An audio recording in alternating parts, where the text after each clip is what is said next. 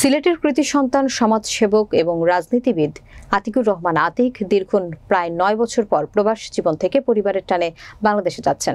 এই প্রবাস জীবনে প্রবাসে বিভিন্ন সামাজিক, সাংস্কৃতিক, ক্রীড়া এবং রাজনৈতিক সংগঠনের সঙ্গে গভীরভাবে সম্পৃক্ত থেকে নিরলসভাবে কাজ করে গেছেন। প্রবাসীদের সঙ্গে তার গড়ে উঠেছিল নিবিড় সম্পর্ক।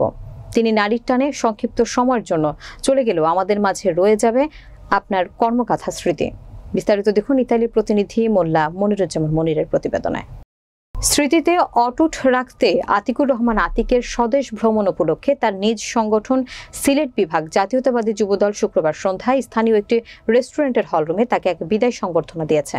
এতে সংগঠনের সভাপতি আরিফ আহমেদ আরিফিনের সভাপতিত্বে এবং সাধারণ সম্পাদক মোহাম্মদ খোকন আহমেদের পরিচালনায় সংগঠনের নেতৃবৃন্দদের উপস্থিতিতে নেতাকর্মীরা সংবর্ধিত অতিথিকে ফুলেল শুভেচ্ছা জানিয়ে এবং স্বদেশ ভ্রমণ সুন্দর ও সফলতা কামনা করেন। এ সময় অনুষ্ঠানে প্রধান অতিথি হিসেবে উপস্থিত ছিলেন সিলেট বিভাগ জাতীয়তাবাদী ফোরামের উপদেষ্টা ফজলুর রহমান।